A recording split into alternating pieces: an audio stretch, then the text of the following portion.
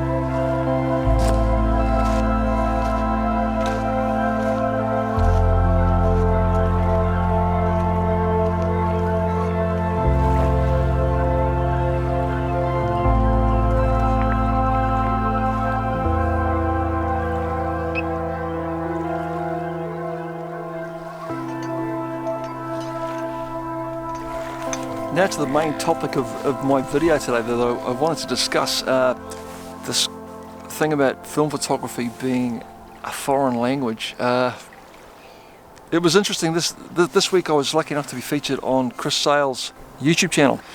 Chris is has done a series of videos called On My Watch List, which is basically discussing videos on YouTube that are pretty much photography based and just discussing them and critiquing them. I was lucky enough to have one of my videos featured on that episode, and actually, as it happens, it was the video that I shot here last. Anyway, apart from the fact that one of my videos got featured, something really interesting cropped up that I want to talk about today, and it was something that Chris said that just it made me think, and it put a bit of a smile on my face and made me think about things. But Chris basically said, and I'll run the tape, and you can see what I mean. This was the comment that made me open my eyes and start thinking. Yeah, I have to agree with Jules about that. I think the images are very, very different to what we're used to seeing on YouTube. I think that they have a certain quiet quality to them, which I found really, really appealing personally. But I can understand why a lot of other people, they might be unusual to what they're used to seeing. For me personally, whenever anybody starts talking about film photography, it's almost like they're speaking in a different language, and I just don't understand it. And Jules, you don't have any experience of film photography other than sort of the old point and shoot cameras that we used to have before we went digital. No. I was never a film photographer yet. I had a point and shoot camera in the early 2000s. It was a film camera, but it was very much snapshot. So it's almost like they are speaking a different language. I just don't understand it. And that comment was it kind of blew me away when he said it, because it surprised me for a start, because the fact that a group of photographers see film photography as a different language is quite astounding to me, and it took me by surprise a wee bit.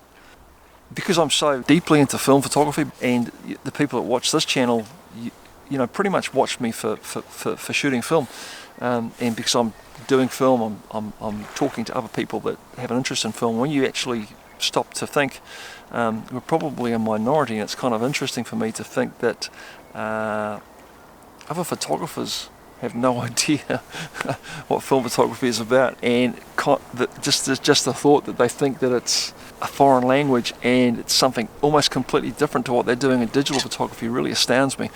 I was actually quite shocked that a professional photographer had that perception about film. That was their understanding of film. That was their impression of film, that it was a different language. And the other thing it did actually make me realise was just that I think now we're actually living in a world now of this oversaturated photography, But I always come back to basic photography and film photography, and I always seem to return to that and look at the simplicity of film, the fact that it's so stripped back, and you still can't beat the fact that a good image, regardless of the medium that it's captured on, can be timeless and magical. Anyway, I just thought I'd mention that. Very interesting. I found it very interesting. I'm going to carry on with this image now and see if I can wrap it up and get the picture that I want. Let's carry on.